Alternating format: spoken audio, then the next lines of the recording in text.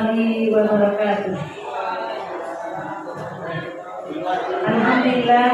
Alhamdulillahirabbil alamin. Wassalatu wassalamu ala asyrofil anbiya'i wal mursalin wa ala alihi wa ashabihi ajma'in wa ba'du.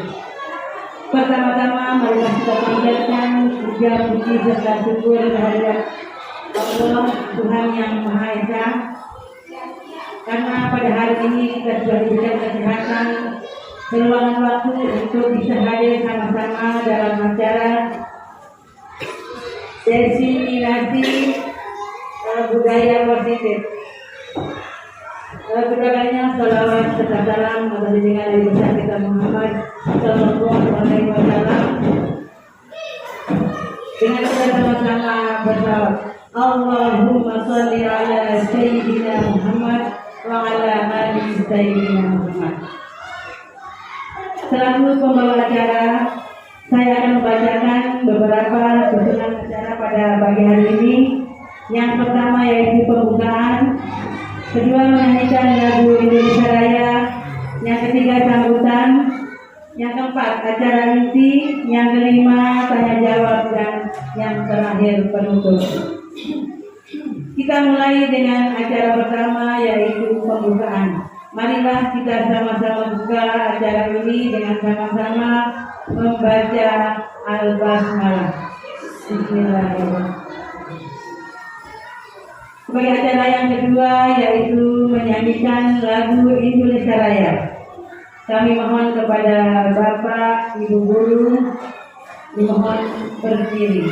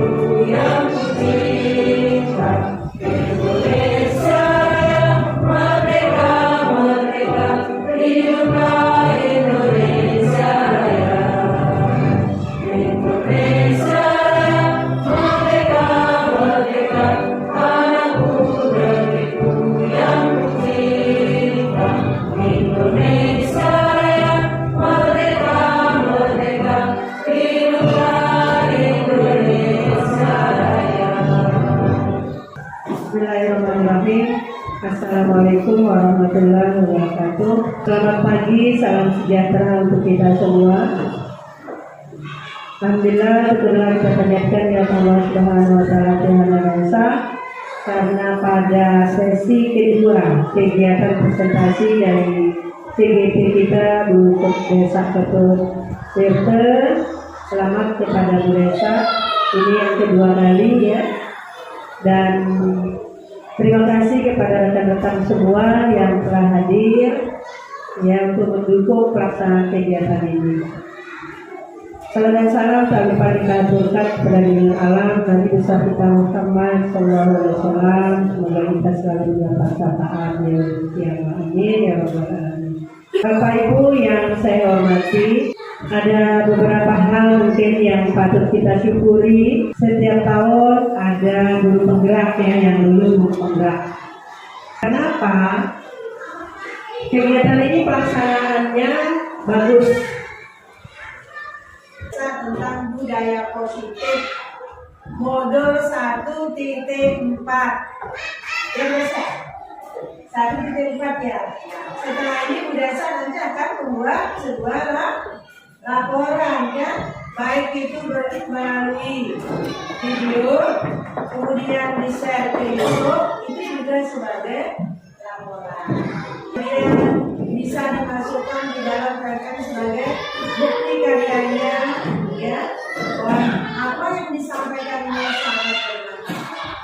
Ya, silakan Bapak Ibu diikuti dengan baik, karena makin kesini ya makin meningkat penetapan belajar kan gitu. Kalau sekarang yang dituntut adalah itu, maka di penggerak itu saya lihat sudah pada kelompokan diri, sudah komunitas dan seterusnya. Nah, bagi yang memang penggerak juga harus bergerak, harus update diri, ya, supaya kita bisa sama dengan mereka. Dan itu sudah terbuka yang ada di PMM. Ya, mungkin dari saya, kurang lebihnya saya mohon maaf dengan saya. Wassalamualaikum warahmatullahi wabarakatuh. Waalaikumsalam warahmatullahi wabarakatuh. Selamat pagi, salam sejahtera. Selanjutnya yaitu kita acara pemaparan materi daya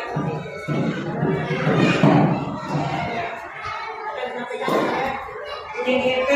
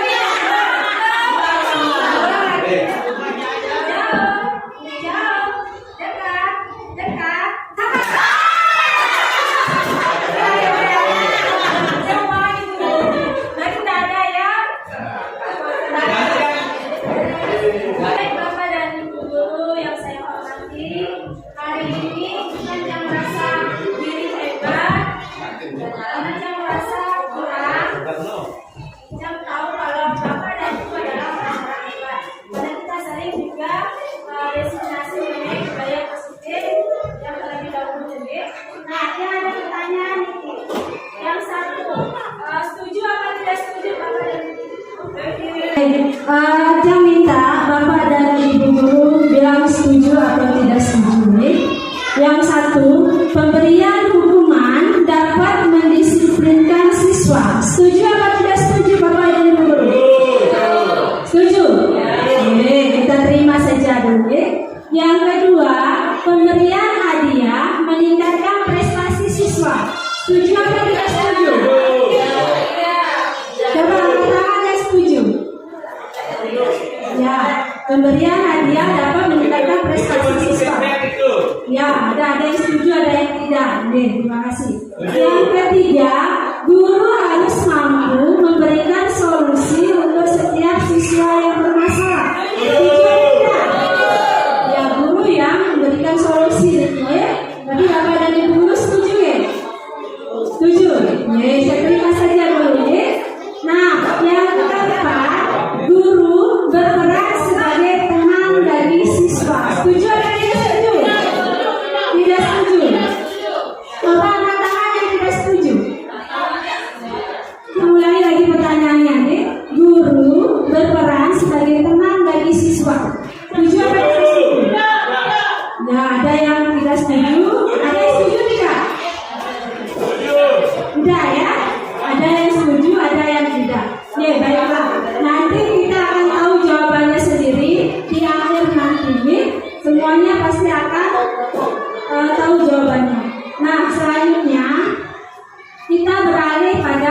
budaya positif. Apa sih budaya positif itu?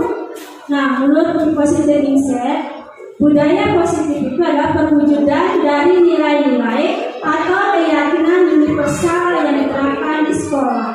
Ya, Bapak dan Ibu tahu apa itu nilai-nilai? Nilai-nilai budaya positif? Ada yang tahu?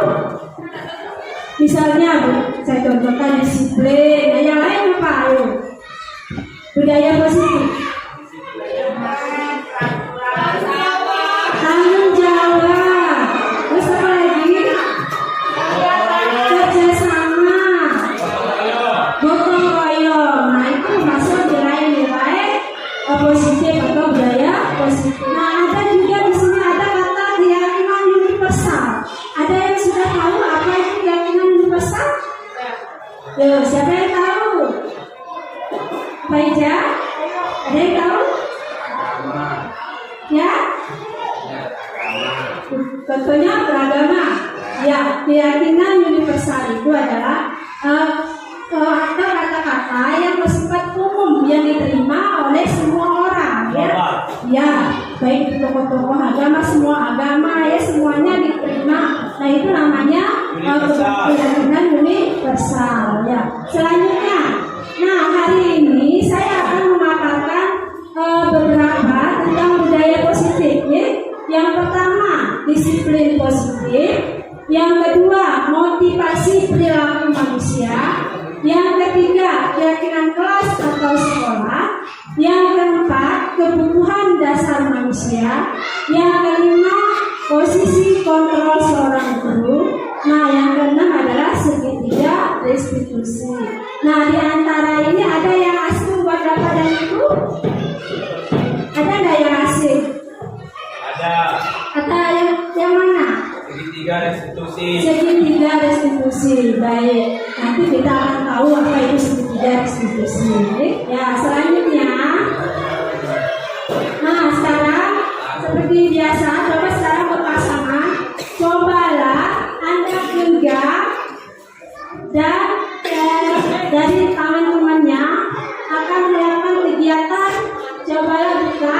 Anda adalah tugas Anda adalah menempelkan salah satu tangan seperti yang kemarin Bapak Adi yang kemarin itu. Ya.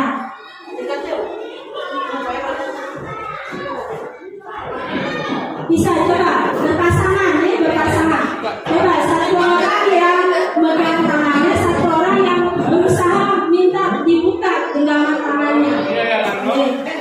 Mau nggak kalian walaupun dibujuk, walaupun dikasih hadiah, mau nggak buka tangannya misalnya dengan kepala tangannya adalah sesuatu yang berharga buat kalian Bapak dan Ibu. Ayo silakan. Bisa nggak?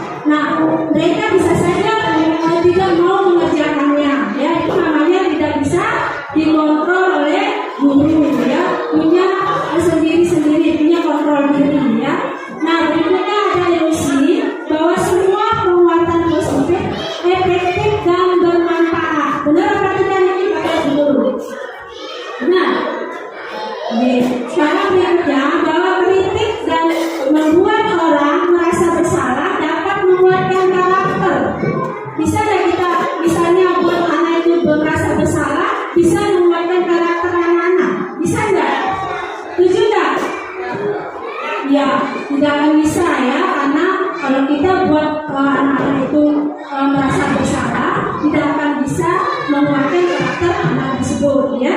Nah, berikutnya adalah ilusi bahwa orang dewasa memiliki hak untuk memaksa. Bisa kita orang dewasa ini memaksa anak-anak? Tidak bisa ya, karena walaupun anak-anak juga punya kontrol diri ya, semuanya pasti bisa mengontrol diri. Itu ya, menurut pergeseran paradigma teori kontrol. Nah, di sini ada stimulus respon, ada teori kontrol. Ini perbedaannya, kalau stimulus respon ini adalah berasal dari luar diri seseorang. Kalau teori kontrol ini berasal dari dalam diri seseorang. Nah, misalnya contohnya realitas atau kebutuhan kita sama. Kalau teori kontrol, realitas kebutuhan kita berbeda. Terus stimulus respon, semua orang melihat hal yang sama. Sedangkan teori kontrol, setiap orang memiliki gambaran berbeda. Begitu juga stimulus respon, kita mencoba mengubah orang agar berpandangan sama dengan kita. Tapi kalau teori kontrol, kita berusaha memahami pandangan orang lain tentang dunia. Itu ya guys, terus nanti kita lanjut berikutnya. Nah, sekarang kita yang mulai dari nomor 1 ya, disiplin positif. Apa sih disiplin positif itu? Nah, disiplin positif itu merupakan salah satu cara penerapan disiplin yang bertujuan untuk menumbuhkan kesadaran serta memberdayakan anak untuk melakukan sesuatu tanpa sogokan, ancaman maupun hukuman. Ya, kita tidak bisa memaksa anak itu ya, walaupun dengan hukuman, ancaman ataupun penghargaan ya, tidak bisa kita mempengaruhi anak itu namanya sebagai disiplin positif. Kedua, ada motivasi perilaku manusia. Nah, di sini ada 3 motivasi perilaku manusia. Oke, yang pertama menghindari ketidaknyamanan atau hukuman. Nah, kita melakukan sesuatu itu karena kita menghindari ketidaknyamanan atau hukuman. Yang kedua, mendapat imbalan atau penghargaan. Kita melakukan sesuatu itu ada motivasi supaya mendapatkan imbalan atau penghargaan. Nah, yang ketiga, menghargai diri dan menjadi orang yang mereka inginkan. Nah, di antara 3 ini, kalau dari Bapak Ibu dan Ibu, yang mana yang biasanya dilakukan? Motivasi yang mana? Nah, apakah untuk menghindari ketidaknyamanan, misalnya kita tidak tepat waktu hadir ke sekolah. Nah, tapi kita harus datang ke sekolah supaya tidak kita dihukum atau supaya kita tidak diomelin gitu sama kepala sekolah misalnya. Itu motivasinya yang pertama. Terus yang kedua, karena mendapat imbalan, dia datang tepat waktu karena dikasih pujian sama kepala sekolah misalnya, atau penghargaan sama kepala sekolah. Apakah motivasi itu? Atau yang ketiga, kita melakukan itu karena sadar diri, menghargai diri sendiri. Ya, apa yang kita lakukan itu adalah harus kita lakukan. Itu namanya menghargai diri atau menjadi orang yang mereka inginkan. Menurut Bapak dan Ibu, yang mana motivasi yang ada dalam Bapak Ibu? 1, 2, atau 3? 3 ya, punya kesadaran sendiri ya.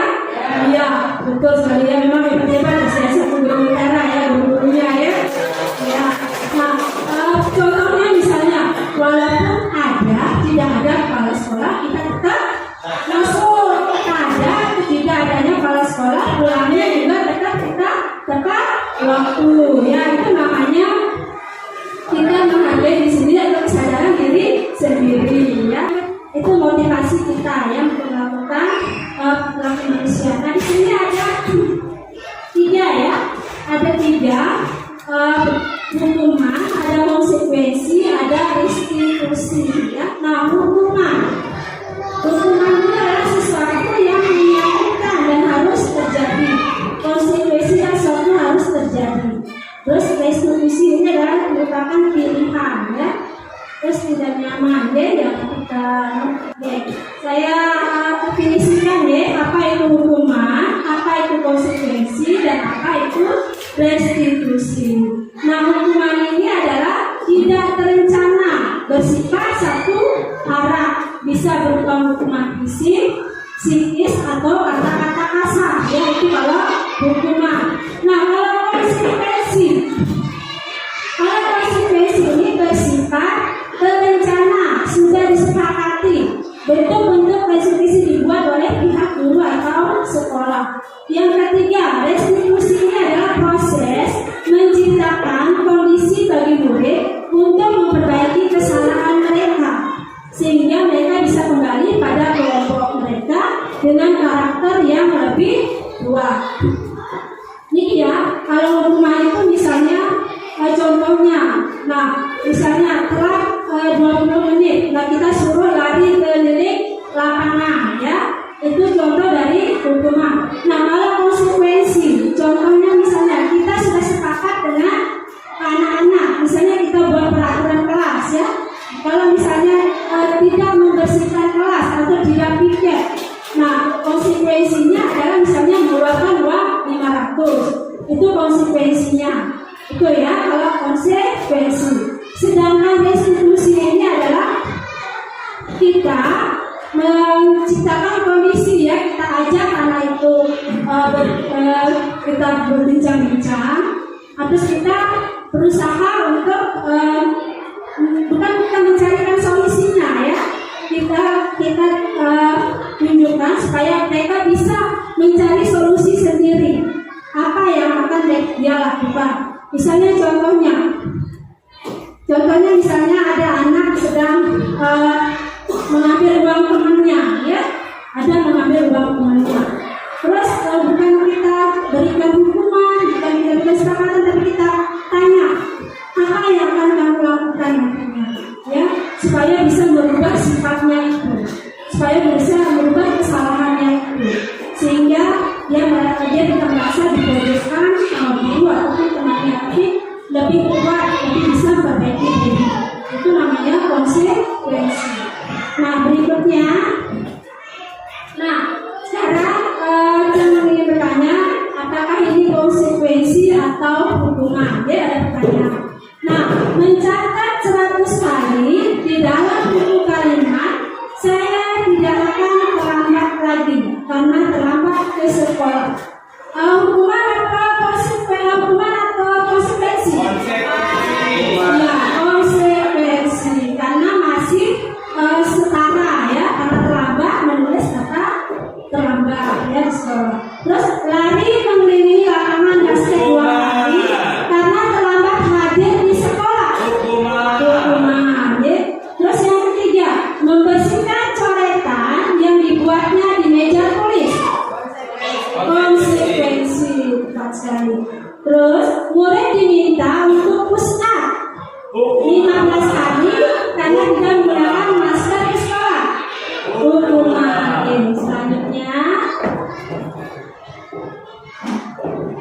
berdiri di depan kelas sambil mengangkat kaki 1 kali tidak menjawab pertanyaan. Hukuman.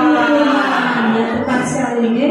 Terus membersihkan WC karena merusak handphone teman. Hukuman. Terus lari keliling lapangan karena terlambat 10 menit saat pelajaran videokan. Hukuman. Apa? Bagian dari kelas Konsekuensi. Karena masih setara, ya setara. Misalnya keliling lapangan karena sudah saat olahraga. Konsekuensi. Saat olahraga. Oke, selanjutnya. Nah, di sini ada peraturan, ya. Apakah kita meyakini atau tidak? Mengapa kita memiliki peraturan tentang penggunaan helm pada saat mengendarai kendaraan roda 2 atau motor? Nah, kenapa? Nah, ini kan peraturan dari satu pihak, ya. Dari satu pihak, bukan dirundingkan dengan kita. Tapi kenapa kita menaatinya? Karena kenapa? Supaya kita pakai helm. Supaya aman, demi keselamatan. Kita yakin itu keselamatan, ya. Dan ada juga mengapa kita memiliki peraturan tentang penggunaan masker dan mencuci tangan setiap saat. Ya, supaya kita tidak terkena virus. Kita yakin, ya. Supaya kita tidak terkena virus, ya. Nah,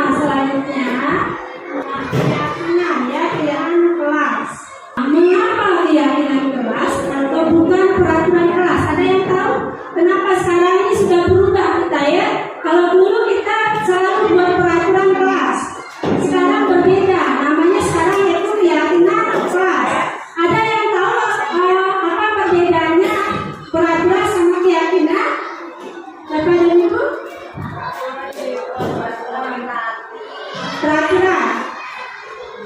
Kalau peraturan itu, ada yang tahu apa perbedaannya peraturan dengan keyakinan kelas? Iya, betul sekali ya. Kalau peraturan itu adalah dibuat oleh satu pihak, oleh guru saja, ya. Ya, oleh guru saja, tanpa melibatkan anak-anak atau siswa. Nah, sedangkan keyakinan kelas itu adalah kita libatkan anak-anak dalam membuat peraturan itu. Nah, mana yang lebih mengena atau diikuti oleh anak-anak? Ya, tentunya keyakinan kelas karena mereka sudah terlibat, ya. Mereka diikutkan dalam mengambil keputusan, ya. Itu bedanya keyakinan kelas dengan peraturan kelas. Sudahkah Bapak dan Ibu di kelas membuat keyakinan kelas? Sudah ya? Ya, sudah ya. Nah, itu ya. Kita harus membuat keyakinan kelas. Berubah sekarang ya.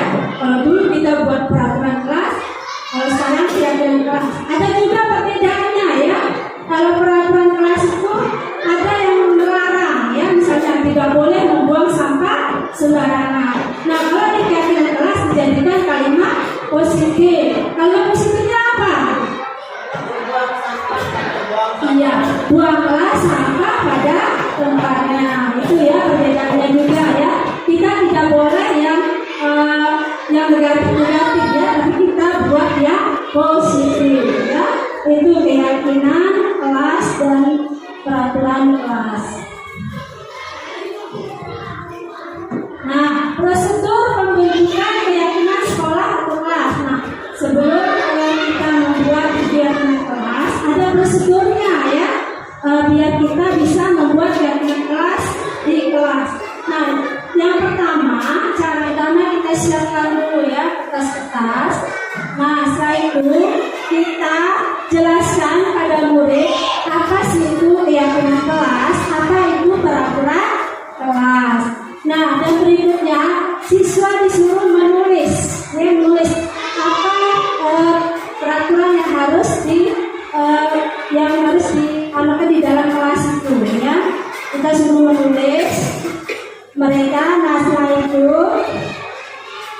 sini mereka kita suruh menempel. Kemarin kita gunakan sticky note, kita suruh menempel apa ide-ide mereka di tempat yang sudah disediakan. Nah, setelah itu kita bacakan ya, apa itu keyakinan mereka. Kita simpulkan ya, kita catat kemudian apa keyakinan anak tersebut.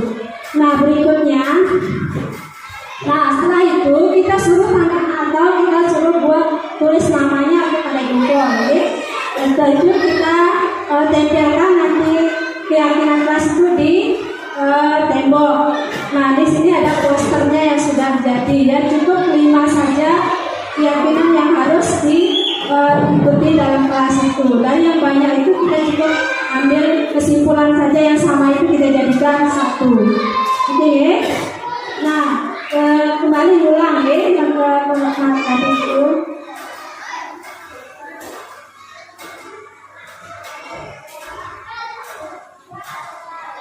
Bisa dilihat Bapak dan Ibu? Bisa ini? Nah, ini ya 5 posisi kontrol guru. Nah, pertama sebagai penghukum, yang kedua membuat rasa bersalah ya. Di antara yang itu ada yang teman, ada juga sebagai pemantau, ada juga sebagai manajer.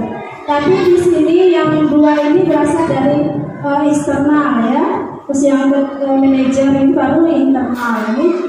Nah, sebagai teman itu biasanya anak-anak itu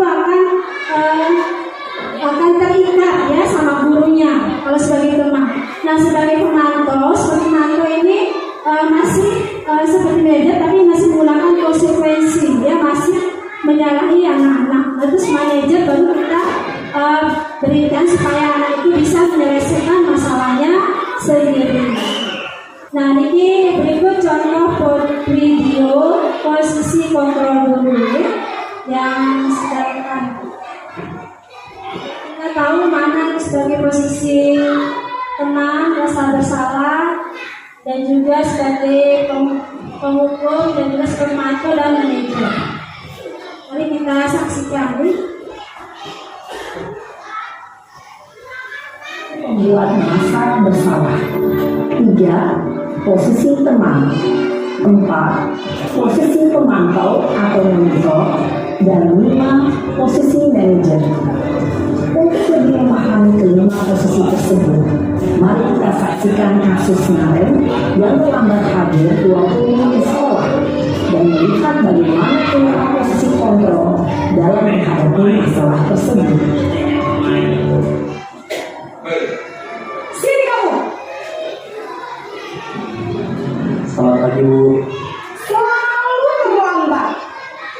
Kamu deh, pasti terlambat. Malas sekali ya kamu jadi anak. Saya Dasar pemalas. Gak kapok-kapok sih kamu. Basket 5 kali sekalian. Biar kapok. Cepat. Pergi sana ke lapangan basket. Nah, ini sebagai apa Pak dan Bu Guru? Iya, sebagai pengurus. Pernah nggak Bapak Ibu Guru melakukannya? Udah pernah ya, syukurlah ya. Nah, sekarang kita lanjutkan. Posisi terkepung biasanya berbicara dengan nada tinggi, menghakimi, menunjuk-nunjuk, menyakiti, dan menyindir. Jika guru berada pada posisi terkepung, adalah murid cenderung akan memberontak, bahkan menyimpan dendam. Ini posisi membuat rasa bersalah. selamat pagi, Bu. Naren, kamu kenapa terlambat lagi, nak? Ya Tuhan, Naren, kamu senang ya bikin ibu susah ya? Kalau kamu terlambat lagi, nanti ibu yang ditegur bapak kepala sekolah, nak. Disangka ibu tidak bisa membina kamu. Maaf, Bu. Maaf sekali. Ya sudah, lain kali jangan bikin ibu susah lagi ya, nak ya. Berbicara dengan nada tenang, cenderung lembut, namun kata-kata yang diutarakan membuat murid merasa menjadi orang yang gagal, memandang buruk dirinya sendiri, merasa tidak berharga, dan tidak sanggup membahagiakan orang lain. Selamat pagi, Bu. Wah, sudah jam berapa ini, nak? Terlambat lagi ya, sayang. Iya, Bu. Habis ibu saya lupa bangunkan saya, Bu. Kamu malah menyalahkan ibu kamu. Kamu bukannya anak yang larinya paling kencang. Kok terlambat sih? Ayo larinya lebih kencang lagi ya, biar gak terlambat lagi. Dalam posisi teman, guru berbicara dengan nada suara ramah, akrab, cenderung bersenda gurau untuk menjaga suasana tetap santai. Murid akan merasa senang, aman, dan akrab dengan guru. Namun, perlu diingat, karena ini masih dorongan eksternal, maka ada faktor ketergantungan dan murid kepada orang tertentu. Jam berapa kita harus masuk sekolah, nak? Kita harus di sekolah jam 7, Bu. Iya betul, sekarang sudah jam 7.20. Naren sudah tahu konsekuensinya jika terlambat hadir. Paham, Bu. Saya harus tinggal kelas pas jam istirahat. Pas istirahat, kamu harus tinggal di kelas, kerjakan tugas tambahan untuk ketertinggalan kamu, ya. Baik, Bu. Pemantau mengandalkan penghitungan atau data untuk mengontrol murid. Guru mengarahkan murid berdasarkan peraturan dan konsep. Selamat pagi, Bu. Selamat pagi, Naren. Maaf, Bu. Saya terlambat. Iya, sekolah masuknya jam 7, sekarang sudah jam 7.20. Jadi sekarang bagaimana ini, Naren? Maaf, Bu. Saya lupa setel alarm saya semalam. Baiklah, menurut kamu, keyakinan sekolah yang mana yang perlu kamu tingkatkan? Menghargai diri sendiri. Apakah Naren meyakini prinsip saling menghormati tersebut? Iya, Bu. Saya meyakininya. Posisi manajer adalah posisi kontrol yang disarankan untuk membimbing murid memiliki sikap disiplin yang positif, yaitu murid yang mandiri, bertanggung jawab, dan dapat memecahkan masalah. Nah, kalau Bapak dan Ibu, posisi mana yang harus diikuti oleh Ibu seorang guru? Sebagai seorang manajer, ya. Nah, di sini anak-anak yang menyelesaikan sendiri permasalahannya, ya. Guru cuma memfasilitasi saja. Ya, selanjutnya ini sedikit mengenai tadi itu penghukum, ya. Saya jelaskan sedikit. Penghukum itu tadi sudah saya sampaikan juga menghargai berkejenjang ya, hukuman atau fisik atau verbal. Nah dampaknya buat anak menjadi pendendam ya. Kalau misalnya anak-anak dihukum, tentu saja ada rasa di dalam hati anak-anak itu ada rasa dendam juga ya.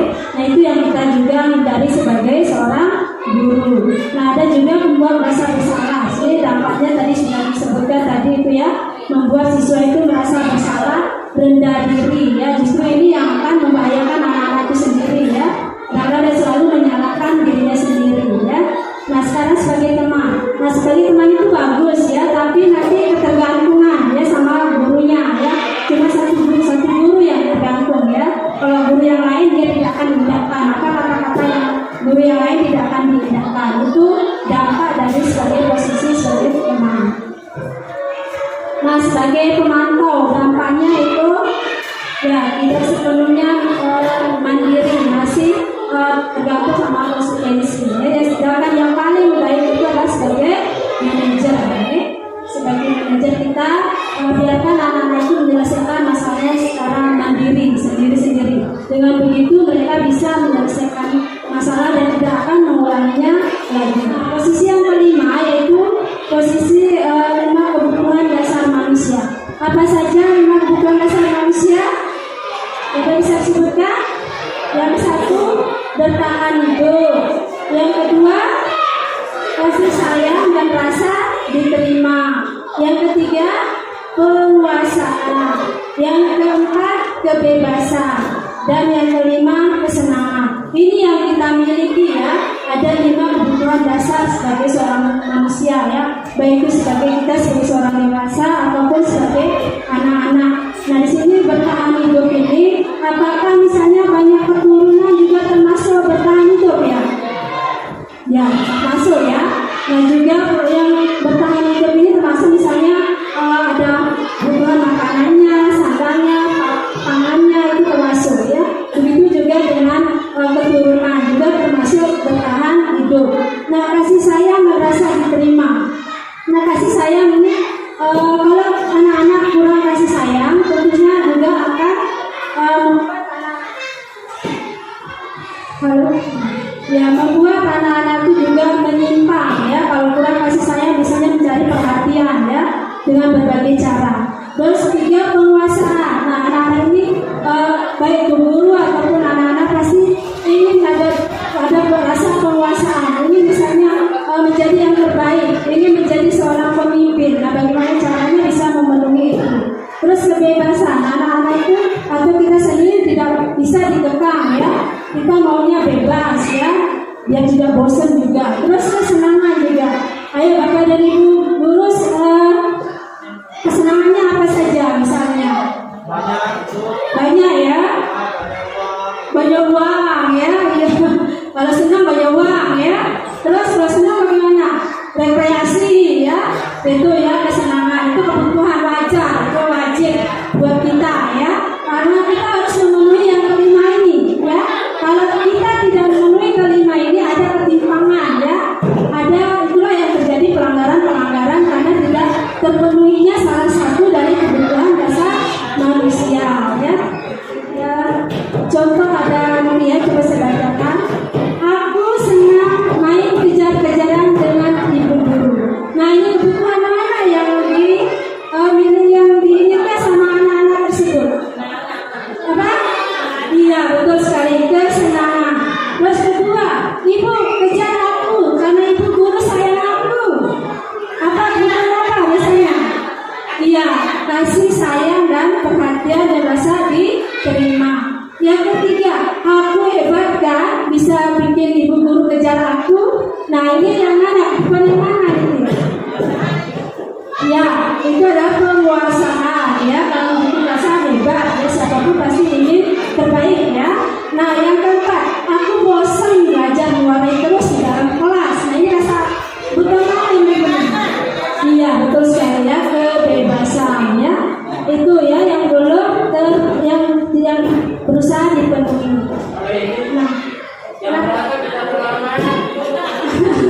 Nah,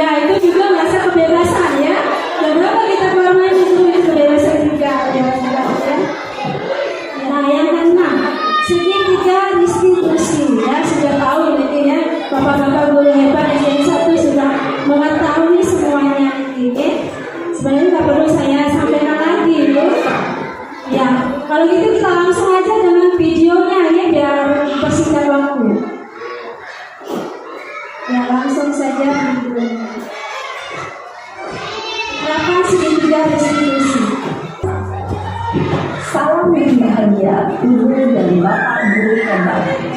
Pada video kali ini kita akan membahas tentang salah satu program disiplin positif yang diterapkan di restitusi dikembangkan oleh pakar pendidikan dan dosen berlandaskan pada teori kontrol Dr. Yeni Gunse.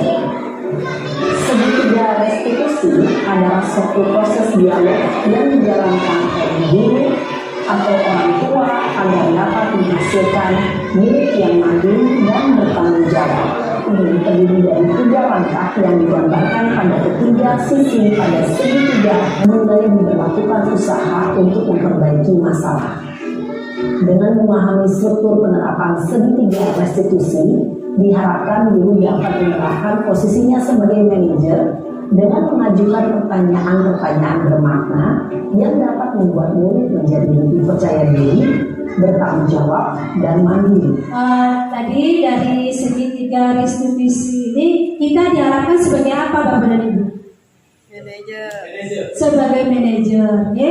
Nah di sini makanya perlunya kita buat keyakinan kelas dulu, ya, supaya kita bisa menyelesaikan permasalahan, supaya anak-anak bisa menyelesaikan masalah sendiri dengan menanyakan keyakinan kelas yang sudah kita buat, ya. Di sini sudah tadi disimpulkan bahwa kita tidak perlu kita secara berurutan menggunakan restitusi yang ketiga restitusi ini, ya. Bisa kita secara langsung saja. Misalnya ada masalah ke anak-anak, langsung aja kita tanyakan apa keyakinannya, ya, sudah kita sepakati bersama. Terus juga ada juga masalah berat pun kita juga tidak perlu juga menggunakan restitusi ini. Mungkin ada penanganan yang lainnya yang digunakan. Tapi segitiga restitusi ini sangat efektif digunakan, sangat bagus sekali digunakan. Nah ini juga sudah pernah kita terapkan di kelas, ya, dan juga sangat bagus sekali. Ya. Kemarin saya secara langsung menerapkannya. Ya. Yang ini kemarin ada anak itu mengambil minta uang sama temannya, sering sekali minta uang sama temannya, ya, secara langsung tanpa naskah, tanpa kata-kata kita melakukan restitusi. Ya, kita tanyakan dulu ya bahwa kita jangan menyalahkan anak tersebut, ya. Ya, pertama kita tidak usah menyalahkan anak itu secara langsung, ya. Kita kuatkan dulu apa permasalahannya. Misalnya siapapun pasti akan bisa berbuat salah, guru pun bisa berbuat salah, sehingga anak-anak tidak merasa tertekan, merasa bersalah sekali, ya. Justru dikuatkan, ya. Tapi maksudnya di sini, ya, apa, Bu? Saya kemarin kan dapat kasus begini. Di keyakinan kelas kita itu bagi yang membuat itu langsung di apa namanya? Di restitusi. Yang umpat atau berkata kotor langsung tarik mulutnya. Nah kemarin ketemu saya 2 orang, ya sambil main-main. Nah ini anak-anak itu melakukan permasalahan atau melakukan sesuatu tindakan yang salah itu pasti mempunyai tujuan, ya. Kita tanyakan tujuannya kenapa dia melakukan hal tersebut. Nah berarti ada tujuannya itu memenuhi 5 kebutuhan dasar manusia yang tadi itu, ya. Nah seperti yang saya videokan ini, kalau anak-anak ini saya mengambil kesimpulan bahwa itu dia memenuhi kebutuhan dasarnya, kebutuhan untuk hidup, ya. Karena dia kurang untuk belanjanya, ya, itu karena kurang untuk memenuhi kebutuhan hidup, belum ada makanan itu, ya. Itu kalau tujuannya. Nah kemarin juga saya menyelesaikan permasalahannya dengan menanyakan bagaimana cara kamu menyelesaikannya. Nah, kita serahkan kembali kepada anak tersebut bagaimana supaya tidak melakukannya lagi, biar dia bisa menyelesaikan masalahnya, ya. Itu caranya yang ketiga restitusi yang tadi. Nah Bapak dan Ibu, tadi kan sudah dari awal. Nah, di sini tadi dari awal ada pertanyaan ini. Nah, sekarang bisa menjawab mungkin ya. Yang pertama, pemberian hukuman dapat mendisiplinkan siswa. Benar apa tidak? Setuju apa tidak Bapak dan Ibu? Pemberian hukuman dapat mendisiplinkan siswa. Tidak, ini. Terus yang kedua, ya itu manusiawi, Bapak. Manusiawi bisa setuju, bisa tidak. Tergantung situasinya berat atau ringannya. Terus yang kedua, pemberian hadiah meningkatkan prestasi siswa. Setuju apa tidak? Setuju apa tidak? Biasanya kalau misalnya pemberian hadiah ini akan membuat anak-anak itu ketergantungan, ya, tergantungan dan sifatnya juga jangka pendek. Ya. Kalau menurut perhatian akan memotivasi Motivasi. yang lainnya, Bu. Iya, bisa memotivasi. Karena itu bentuk timbal balik. Iya, pada saat itu saja ya. Apresiasi, Bu. Iya, apresiasi betul sekali. Tapi pada saat itu saja ada cara yang lain supaya dia termotivasi atau pemberian hadiah ini bukan dengan cara pemberian setelah misalnya dapat hadiah lebih gitu ya. Ada cara tertentu. Ya, kalau menurut saya, ya, jadi memberikan hadiah kepada anak didik itu memberikan sebuah motivasi yang khusus. Iya, betul sekali. Tapi tidaklah dalam jangka yang pendek. Cara itu juga. Misalnya ya, misalnya pemberian ranking ya, ranking pada anak tersebut. Misalnya kemarin dia dapat juara 1, terus besoknya dia dapat juara 2. Nah, di sini dia kan yang juara dan jadi juara 2-nya kan rendah diri darinya nanti ya. Itu ya makanya sifatnya jangka pendek justru dapat membuat anak itu lebih tidak bagus lagi ya. Justru tidak setuju. Bisa kepek. Harus bisa kepek. Terus lagi yang ketiga, guru harus mampu memberikan solusi untuk setiap siswa yang bermasalah. Nah, apakah guru yang memberikan solusi untuk masalah anak-anak? Setuju atau tidak? Tidak, biarkan anak-anak itu sendiri ya, mencarikan solusinya sendiri ya. Dengan begitu mereka akan sadar lebih menyadari dirinya ya. Ya, diberikan berpikir ya, biar mereka bisa mandiri ya, bisa menyelesaikan masalahnya sendiri ya. Bagaimana caranya? Nah, guru yang mengarahkan ya, bagaimana caranya bisa menyelesaikan masalah sendiri. Terus yang keempat, guru berperan sebagai teman bagi siswa. Setuju apa tidak? Tidak setuju ya. Nantinya kalau kita sebagai teman nanti dengan guru yang lain dia tidak akan baik, tapi cuma ketergantungan sama guru tertentu saja. Itu ya kesimpulannya ya. Nah, untuk hari ini mungkin ada lagi yang ingin bertanya, silakan. Ya, satu-satu. Saya dalam waktu guru, saya sangat tertarik dengan poin yang nomor 2.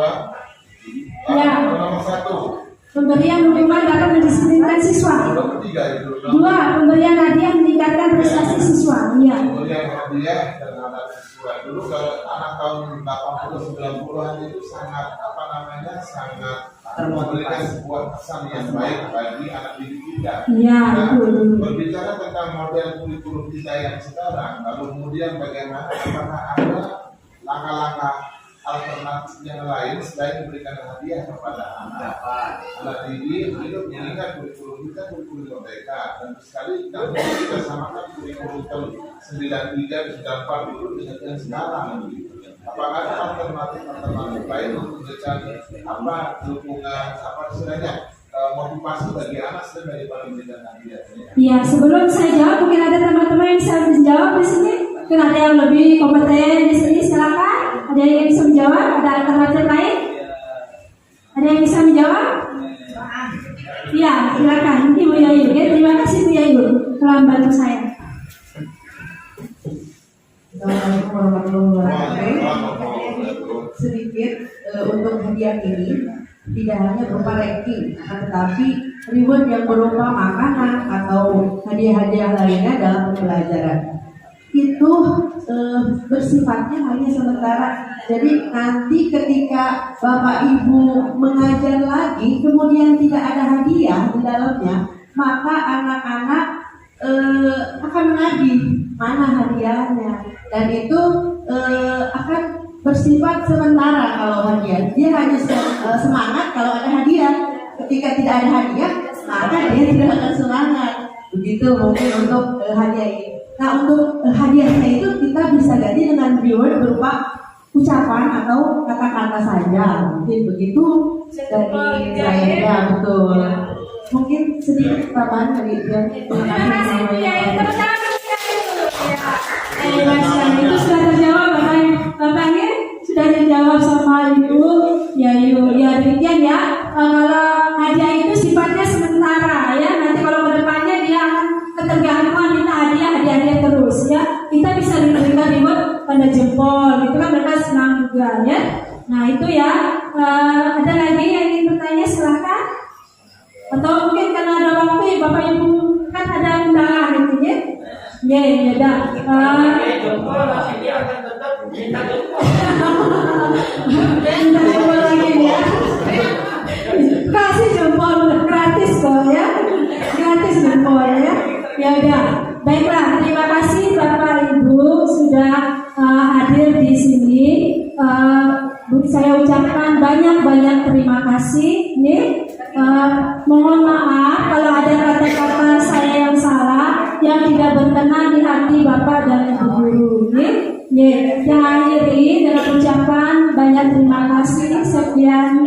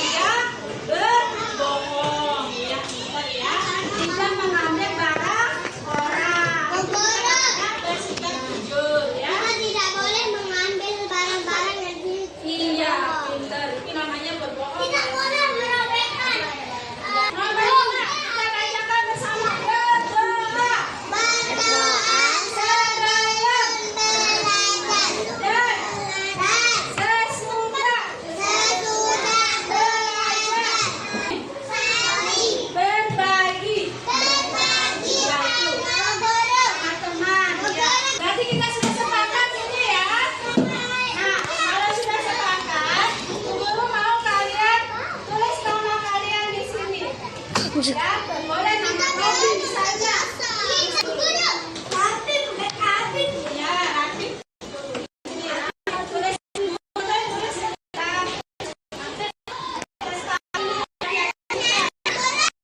Sekarang kita sudah sepakat ya. Kita sudah membuat keyakinan kelas. Sudah semua ditanda tangan atau diberi nama? Sudah ya? Ya, syukurlah. Nah, sekarang kita akan berdoa pulang ya. Kia, pimpin temannya berdoa. Assalamualaikum. Perkenalkan, nama saya Raja. Saya kelas 1D. Tadi kita sudah diajar membuat keyakinan kelas. Dengan begitu saya bisa lebih bertanggung jawab. Terima kasih. Assalamualaikum. Bismillahirrahmanirrahim. Assalamualaikum warahmatullahi wabarakatuh. Saya Ibu Siti Sumarwani, rekan kerja dari Ibu Guru Desa Ketut Tirta. Saya mengamati setelah Bu Desa mengikuti program guru penggerak, Bu Desa sudah banyak melakukan perubahan-perubahan baik di dalam pembelajaran maupun di kegiatan luar pembelajaran di sekolah. Kemudian saya melihat Bu Guru Desa juga sudah memiliki nilai-nilai sebagai guru penggerak dengan sangat baik. Juga dia setelah melaksanakan perannya sebagai guru penggerak di dalam pembelajaran, Bu Desa sudah banyak sekali melakukan inovasi dengan baik, sehingga siswa merasa senang dan siswa juga dapat memahami materi dengan sangat baik. Di sini saya berharap Ibu Desa terus dapat melakukan perubahan-perubahan positif dan juga tentunya dapat menularkan apa yang sudah didapatkan dari guru penggerak kepada saya khususnya dan pada warga sekolah pada umumnya. Semoga saya bisa termotivasi untuk mengikuti program guru penggerak. Demikian dari saya. Assalamualaikum warahmatullahi wabarakatuh.